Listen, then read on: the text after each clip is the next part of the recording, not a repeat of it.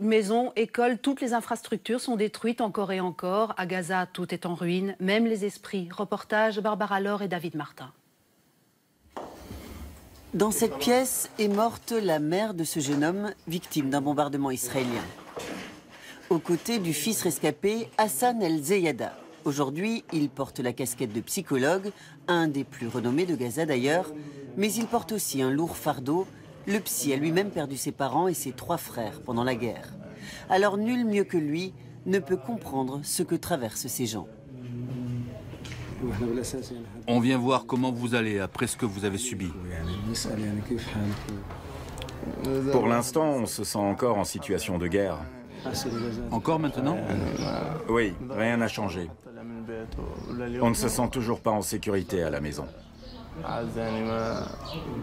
Hassan dirige le seul centre psychiatrique de Gaza, une petite équipe pour une tâche herculéenne, 3 guerres en 6 ans.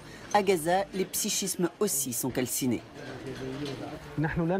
On ne veut plus travailler pour retaper les rescapés des agressions israéliennes et juste les préparer au prochain round de violence sans jamais pouvoir les guérir. Car c'est sans fin, puisque l'agresseur n'a jamais à rendre de compte. Pour pouvoir faire un vrai travail avec les victimes, il faut qu'en parallèle, il y ait une solution politique qui garantisse la protection de la population.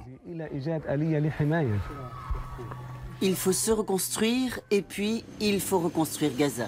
Des quartiers entiers ont été rasés, 80 000 maisons détruites ou endommagées, plus de 100 000 personnes à la rue qui vivent toujours dans des écoles ou des abris de fortune. Ce sont ces familles, celles qui ont tout perdu, que cible Bassam Nasser. Il dirige les opérations d'une ONG catholique à Gaza.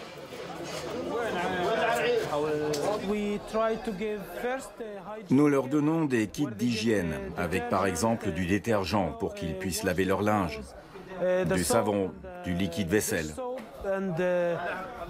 Et comme on n'a que 6 heures d'électricité maximum par jour, ils ont besoin de lampes rechargeables.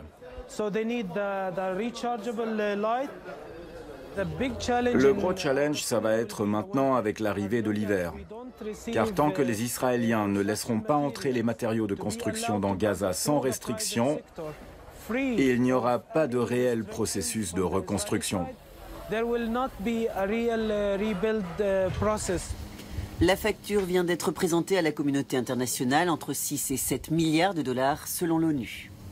Les Israéliens ont bombardé des cliniques, des hôpitaux, des écoles, des infrastructures publiques que la communauté internationale a construites et financées par le passé. Et personne ne leur réclame de compte pour ça. Alors pourquoi les Israéliens devraient-ils craindre la communauté internationale cette fois? Je pense que ce sera comme d'habitude. La communauté internationale va tranquillement le refaire. Quoi? Reconstruire et payer.